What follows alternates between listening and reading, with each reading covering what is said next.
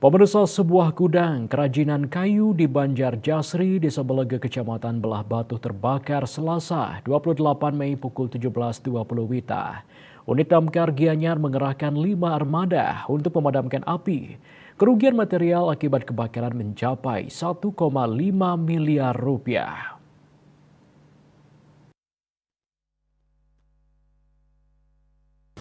Kasat Pol PP dan Damkar Gianyar Madewata mengatakan informasi kebakaran tersebut pertama kali diterima dari Perbekal Belega, Ketut Trisnajaya. Selanjutnya unit damkar mengerahkan 5 armada damkar beserta personel guna memadamkan api. Dikatakan satu unit gudang seluas 40 meter kali 8 meter terbakar milik Marta, warga Belanda.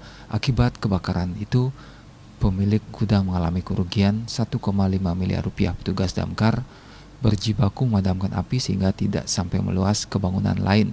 Tidak ada korban jiwa dalam kejadian tersebut. Api berhasil dipadamkan setelah petugas damkar melakukan penanganan selama 120 menit. Sementara penyebab kebakaran masih dalam penyelidikan kepolisian. Wirnaya, Wali Pos.